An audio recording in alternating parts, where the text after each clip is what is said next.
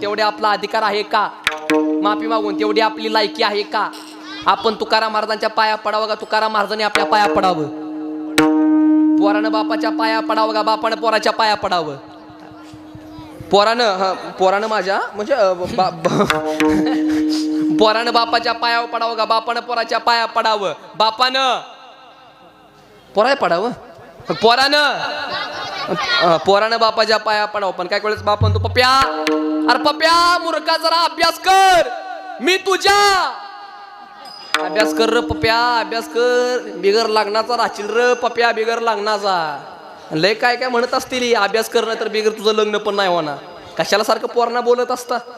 अहो ती बिचारी करतात ना काय ना काहीतरी करतात, जरा त्यांना जरा बोलून जाऊ नका. आणि खरंच सांगू का, आता सगळ्यात मोठा प्रश्न कशाचा आहे? आता कांद्याचा म्हणजे आता सोनं 1,58,000च्या वर गेलंय, त्याचं काही टेन्शन नाही. सगळ्यात मोठा एकच प्रश्न आहे लग्नाचा. लग्नाचं लय अवघड झाले. आता सोलापुरामध्ये 500 तरुण पोरांनी एकत्र कलेक्टर ऑफिस समोर मोर्चा काढला. ती 500 पोरं म्हणायची कलेक्टर साहेब तुम्ही काय पण करा पण आमचं लग्न तेवढं करा. कलेक्टर म्हणला माझाच मी होणार जो मोकळा हिंडतो, तुमचं काव करू लग्न? लग्नाच लय अवघड झाले. काय करता, मुली झालेत कमी, त्याच्यामुळे मुलींना आलंय डिमांड आणि मुलींच्या आईंना आले मार्केट. ह्यांना जेवढं मार्केट आहे तेवढं सोन्याला सुद्धा मार्केट नाही. पुरीचे जाणार पाहुण्यात जाणार नाकात नथ घालणार आणि नथला असा झटका आणि म्हणणार आमची कोणी कोणाला पण द्यायची नाही. हो पोरगा दिसायला सुंदर पाहिजे, त्याला जमीन कचकाडून पाहिजे, त्याला पगार भरपूर पाहिजे आणि त्याला आईबाप नसले पाहिजेत. काय यांच्या जरा मागण्या झालं काय माहिती का? लग्नाचं काय झालं, पोरींच्या आईंच्या अपेक्षा वाढल्या. महिला मंडळ पटकारणा बोला तुमच्या पुरीचं लग्न करायचं आहे, अपेक्षा काय? अय मावशाओ तुम्ही तर लय बोलत असता. अपेक्षा काय? पटकारणा बोला पोरगा दिसायला चांगला पाहिजे, पोराचा पुण्यामध्ये फ्लॅट पाहिजे, पोराचा पुण्यामध्ये फ्लॅट पाहिजे, पोराला नोकरी पाहिजे, ती पण कसली पाहिजे? चांगली नव सरकारी पाहिजे. हा पोराला शेती पाहिजे आणि पोरगी शेतात गेली नाही पाहिजे, मग शेती काय जी म्हणून खड्डा घेऊन पुरायला पाहिजे.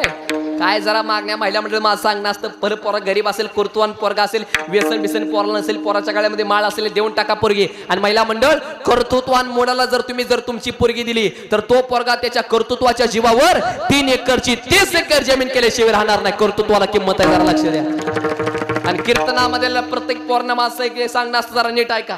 पूर्ण अभ्यास करा, कष्ट करा, देवाची भक्ती करा, व्यसन बिसन अजिबात करू नका, तरच तुमची लग्न होतील. नाहीतर काय उपयोग आहे? ढाब्यावर जातो, दारू पितो, आई बापाला उलट बोलतो, शिक्षकाला डोळं वाटारतो, शिक्षकाला म्हणतो बाहेर भेट, तुझा कार्यक्रमच करतो. अरे तेव्हा जरा 1.25 लाख रुपये पगार तुला लिहायला तरी येतात का? 1.25 लाख रुपये काय करता तेवढं? पण पोरांनी नीट ऐका, अभ्यास करा, कष्ट करा, व्यसन बिसन अजिबात करू नका. याचं कारण व्यसन बिसन अजिबात करू नका. कसे होते मावळ्यांचा जरा आदर्श घ्या.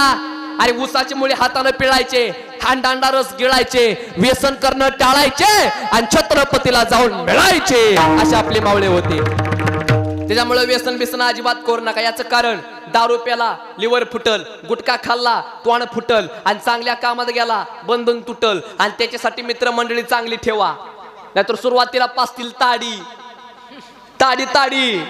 दारूची लावतील गोडी, लागली दारूची गोडी, विकावं लागल माडी, विकली गाडी, बायकोची जीर्ण झाली साडी, अरे लावना त्या दारूला काडी, धर ज्ञानोबा राय तुकोबा रायची जोडी आणि मग तुला कळल वारकरी संप्रदायाची गोडी. इथं आनंद आहे, इथं आनंद आहे, वराती पुढे नाही आनंद आहे. बांग काय तिथं आनंद आहे? अरे इथं नाचलं पाहिजे, नाचू कीर्तनाचे रंगी, ज्ञानदीप लावू.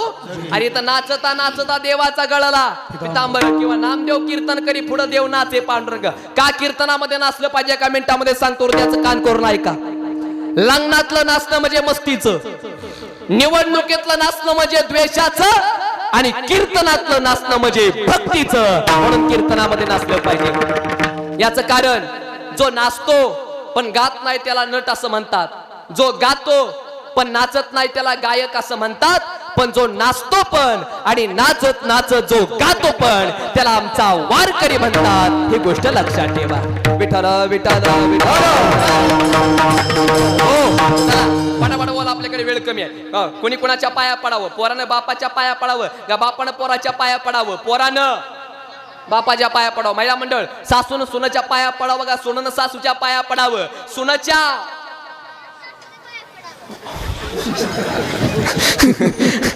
हुशार आहे ते तुमच्या गावातली पोरं. अहो सुनानं सुनानं सासूच्या पाया पडावं. पण काय काय वेळेस सासूबाई म्हणते सुनबाई आपल्या गावामध्ये सप्ताह बसलाय, सणासुदीचं भांडण करू नको, मी तुझ्या पाया पडते. आणि जरा लक्षात ठेवा, जरा सुना आले तर कीर्तनाला सुना, अय सुना जरा कान खोल कर, कीर्तन सुना, सासूबाईची सेवा करा.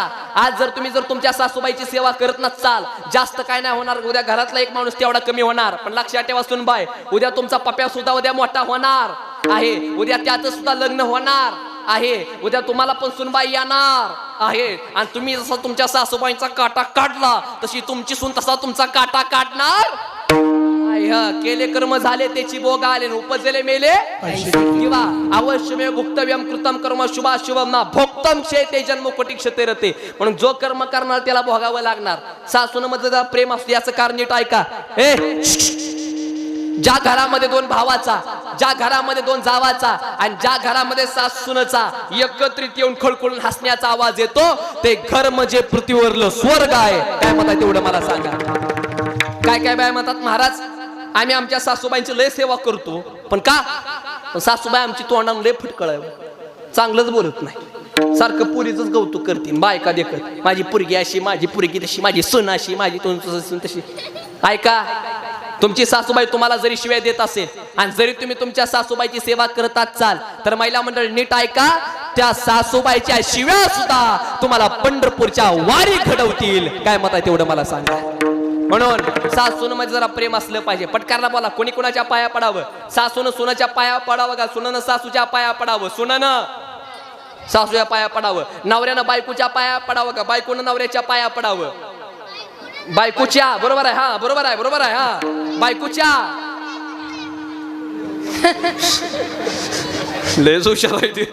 अहो नवऱ्यानं, हा बायकोनं नवऱ्याच्या पाया पडावं. पण काय वेळेस नवरा म्हणतो अगं बाई माझ्या आई संग भांडण करू नको, माझ्या आईला बीपी हाय, शुगर आहे, मग भांडण करू नको, मी तुझ्या पाया पडतो. कसा माहित आहे पुरुष मंडळ, बरं का पुरुष मंडळ आपण फक्त नावाला मालक आहे, खऱ्या मालकीन ह्याच आहे त्या.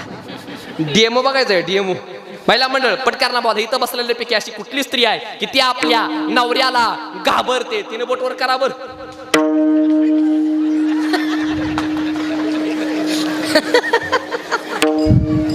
पांडुरंगाव हे देवा, असू द्या असू द्या, दिवस वाईट आहे तर. बरं पुरुष मंडळ, बरं का पुरुष मंडळ, हा पुरुष मंडळ इथं बसलेल्यापैकी असा कुठला पुरुष आहे की तो आपल्या बायकोला घाबरत नाही? त्याने बोटवर करा बर. घाबरत नाही का बायकोला? बापू महाराज घाबरत नाही का? नाही द्या आले त्या कीर्तनाला, हा आले त्या. याला म्हणतात डेअरिंग. काय करता? पण पुरुष मंडळ बायकोला अजिबात घाबरायचं नाही. घरी जायचं, बायकोला असं म्हणायचं, ए चाकर, असं वजनात बोलायचं, असं म्हणायचं चा करतेस का ग पिलू? ए चाकर, बायको म्हणली नसते कर चा, रागानं उठायचं बरं का. आता बाहेर मागे सारायच्या, सासू सासऱ्याने मी होणार, मी काय म्हणते त्याचा विचार करायचा नाही, अजिबात घाबरायचं नाही, अजिबात घाबरायचं नाही, अजिबात. अशी चप्पल घ्यायची, बायकोला असं रागानं बघायचं आणि जोरात चप्पल घ्यायची, पायात टाकायची, घालायची, हातावर जाऊन चहा पिऊन यायचा. कारण की बायकोला मारण्याची ताकद आपल्या नाही. कुशाल तुम्हीच नाही म्हणता, आता अवघड झालं. काय करता तेवढं सांगा बरं. लय अवघड झालं. महिला मंडळ तुम्हाला सांगणं असतं, नीट ऐका. आज पती तुमचा जरा देव आहे आणि तुम्ही तुमच्या पती सेवा करा, त्याला प्रमाण आहे. तू का म्हणे पतिव्रता तिची देवावरी, आणि पतीची या मता अनुसरून पतिव्रता. पती जरा सेवा करा. महिला मंडळ तुम्हाला सांगणं असतं माझं कीर्तनातनं. पती तुमचा देव आहे, त्याची तुम्ही सेवा केली पाहिजे. महिला मंडळ पटकरना बोला, तुम्ही तुमचा नवरा जेवल्यावर जेवता का जेवायच्या अगोदर जेवता? लबाड बोलायचं नाही, तुम्हाला सटवायची शपथ आहे. पटकरना बोला, तुमचा नवरा जेवल्यावर जेवता का जेवायच्या अगोदर जेवता? जीव घेतल्यावर जेवता का जीव आपलं तसं काय नाही ना. हा पाया पडून सांगेन तुमचा पती देव आहे, त्याची तुम्ही सेवा केली पाहिजे. विठ्ठला कोणी कुणाच्या पाया पडावं? चला पटकरना बोला. सुनानं सासूच्या, नवऱ्यानं आपल्या बायकोनं नवऱ्याच्या पाया पडावं, पोरानं बापाच्या पाया पडावं. तसं आपण तुकोबारायांच्या पाया पडावं. पण का तुकोबाराय तुम्ही आमच्या पाया पडायला पाया पडून सांगतो म्हणताय? का तुकोबाराय का मला तुमचं म्हणणं काय? तुकोबाऱ्या म्हणतात करे टाळी बोला मुकी नाम. तुकोबाऱ्या म्हणतात टाळी वाजवा मुखातून त्या देवाचं नाव घ्या. का टाळी वाजवली पाहिजे याचं कारण, वा हे टाळ टाळ्या टाणी आणि होळीला होळी विघ्नांची का टाळी वाजवली पाहिजे का मिनिटामध्ये सांगतो. महाराज म्हणतात ना काय करा विठ्ठल नाही, महाराज म्हणतात काय टाळी वाजवावी गुढी उभा राहावी आणि वाट ही चालावी सासरवाडीची. बरोबर आहे ना, सासरवाडी चालावी. मग कुठली चालावी? वाट ही चालावी पंढरीची. का टाळी वाजवली पाहिजे नीट लक्ष देऊन ऐका. सत्याला दिलेली देणगी, साधू संतांची केलेली सेवा, वारकऱ्यांची केलेली सेवा, आई बापाची केलेली सेवा आणि कीर्तनातून देवाचं नाव घेऊन वाजवलेली टाळी उभ्या जन्मामध्ये कधी वाया जात नसते. म्हणून आपण टाळी वाजवली पाहिजे. जरा नीट ऐका. आणि महिला मंडळ पुरुष मंडळ ऐका, तुम्ही दिवसाला 100 टाळ्या विठ्ठल विठ्ठल म्हणून 100 टाळ्या वाजवल्या, मग तुम्हाला बीपी आणि शुगर असेल, तुमचा बीपी आणि शुगर कमी झाल्याशिवाय राहणार नाही. ही ताकद वारकरी संप्रदायाच्या भजनामध्ये. म्हणून महिला मंडळ आज कौतुक केलं पाहिजे. महिला मंडळांची संख्या लय आहे आणि खरा परमार्थ ह्यांनी टिकवला. महिला मंडळ तुम्हाला सांगणं असतं, तुम्हाला लय माग का पाठीमाग काम टेन्शन असतात, म्हणून तुम्ही किमान दिवसाला 100 टाळ्या विठ्ठल विठ्ठल म्हणून वाजवल्याच पाहिजे त्या. पण मावशा टाळ्या वाजवायच्या पण कुठं पण नाही त्या वाजवायच्या. नाहीतर तुमचा नवरा म्हणला पप्पी चाय जरा चहा कर ग वय वय वय असं नाही करायचं. लक्षात तुम्हाला बोलणं बरं. नुसती टाळी वाजवावी का? नाही नाही नाही. विठ्ठल महाराज म्हणतात लागून या पाया विनवितो तुम्हाला आणि करे टाळी बोला मुखी नाम. मुखातून त्या देवाचं नाव घ्या. का मुखातून त्या देवाचं नाव घ्यावं? का मुखातून देवाचं नाव घ्यावं? हरिमुखे म्हणा, हरिमुखे म्हणा पुण्याची गणना किंवा नाम संकीर्तन साधन पे सोपे जळतील पापे जन्मांतरीचे. का देवाचं नाव घ्यावं नीट ऐका. गारुडी जगतो सापावर, व्यापारी जगतो मापावर, पुढारी जगतो थापावर आणि वारकऱ्यानं जगावं पांडुरंगाच्या नामावर. खऱ्या गाण्यात तेवढे सांगतात. म्हणून त्या देवाचं नाव घेतलं पाहिजे. ऐका, चालताना देवाचं जर नाव घेतलं तर ती तीर्थयात्रा झाल्याशिवाय राहत नाही. आंघोळ करताना देवाचं जर नाव घेतलं तर ते तीर्थस्नान झाल्याशिवाय राहत नाही. जेवताना देवाचं जर नाव घेतलं तर तो प्रसाद झाल्याशिवाय राहत नाही. जेवण बनवताना देवाचं जर नाव घेतलं तर तो महाप्रसाद झाल्याशिवाय राहत नाही. आणि जर तुम्ही घरी बसून त्या देवाचं जर नाव घेतलं ना तर तुमचं घरच मंदिर झाल्याशिवाय राहत नाही. खरंय का नाही तेवढे सांग. म्हणून दादा त्या देवाचं नाव घ्या. ऐका, का त्या देवाचं नाव घ्यावं? का त्या देवाचं नाव घ्यावं? कलियुगा माझी करावे कीर्तन आणि तेने नारायण. कलियुगामध्ये देवाचं नाव घेतलं पाहिजे. का देवाचं नाव घेतलं पाहिजे नीट ऐका.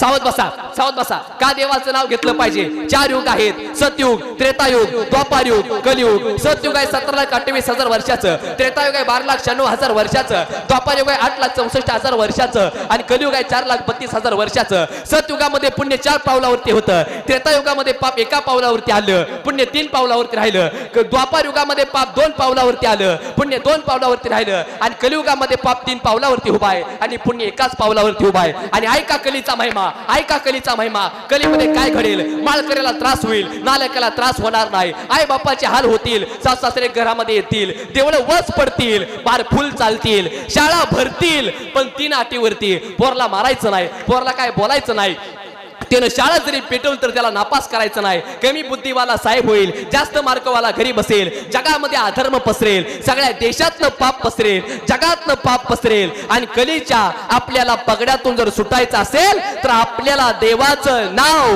हे घ्यावंच लागेल. काय पर्याय नाही.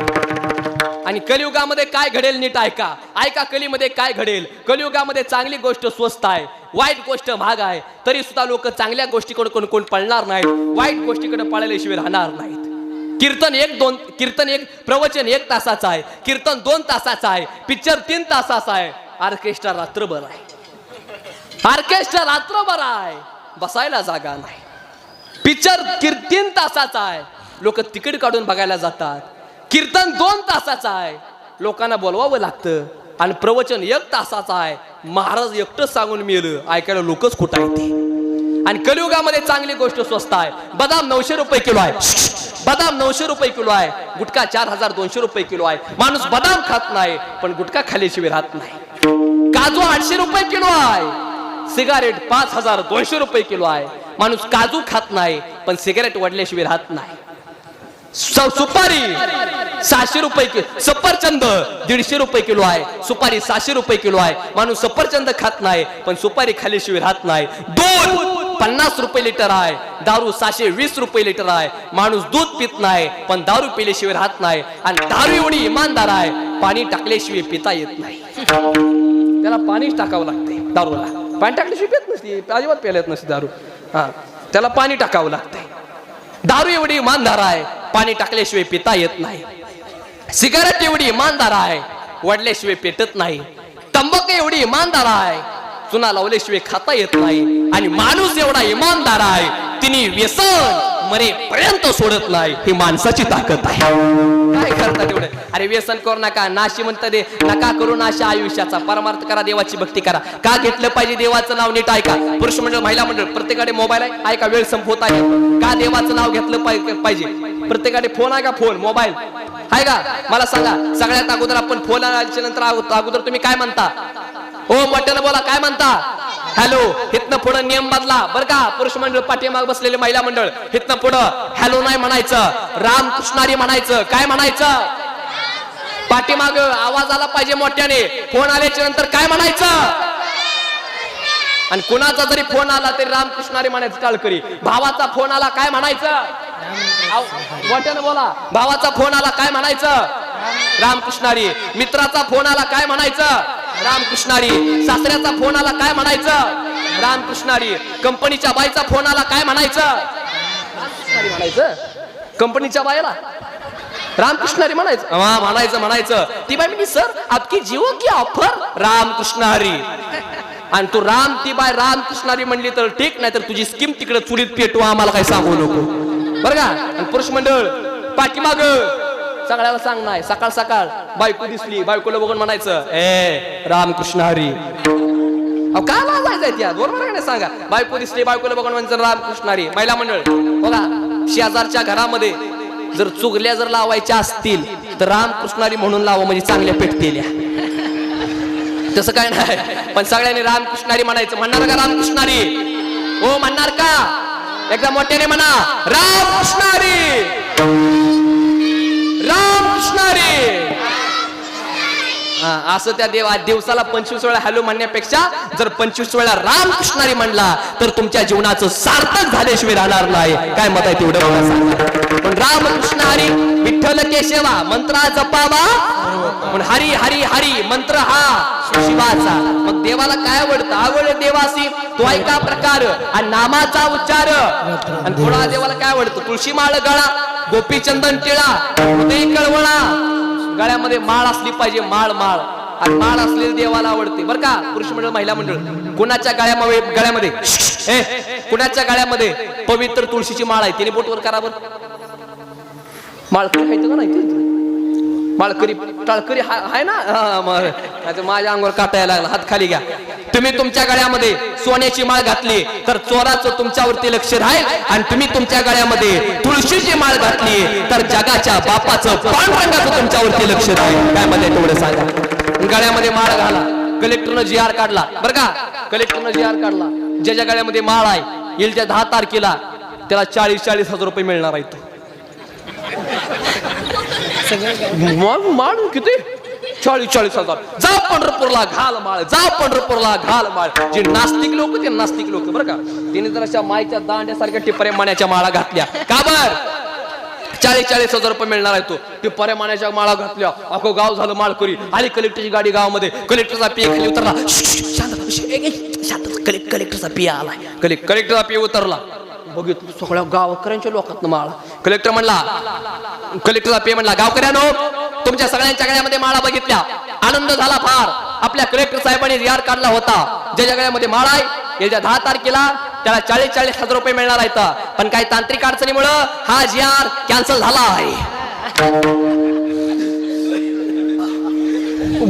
नवीन GR, हा नवीन GR, नवीन GR. ज्याच्या गळ्यामध्ये माळा आहे त्याला पैसे नाहीत मिळणार. मग त्यांना पुलाखाली पुरायचा इथल्या तटातट लोकांनी माळा तोडल्या. हो, नुसतं मणीच मणी रस्त्यावर ना, पण जी प्युअर माळ केली होती ती म्हणली हो का तुम्ही आम्हाला मारा नाहीतर मशनामध्ये पुरा, पण देह जावा वारा. हो पांडुरंगी तरी चालेल पण माळ नाही करणार. कलेक्टर म्हणला एक मिनिट किती माळकर राहिली ती 5 जण.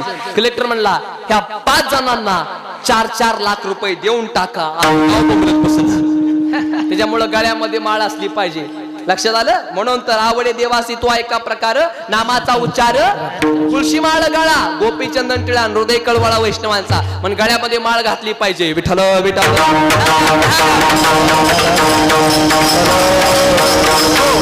लागून या पाया विनवितो तुम्हाला करे टाळूला मुखी नाम चालते तुकोबाराय मुखातून त्या देवाचं नाव घेतो. पण तुकोबाराय मुखातून आम्ही त्या देवाचं नाव काय घ्यावं. तुकोबा दुसऱ्या चरणामध्ये म्हणतात विठ्ठल विठ्ठल मना वेळ वेळा हा सुख सोळा स्वर्गीय नाही. एकदा सर्वांनी दोन्ही हात वर करा. सर्वांनी दोन्ही हात वर. वा वा. पाठी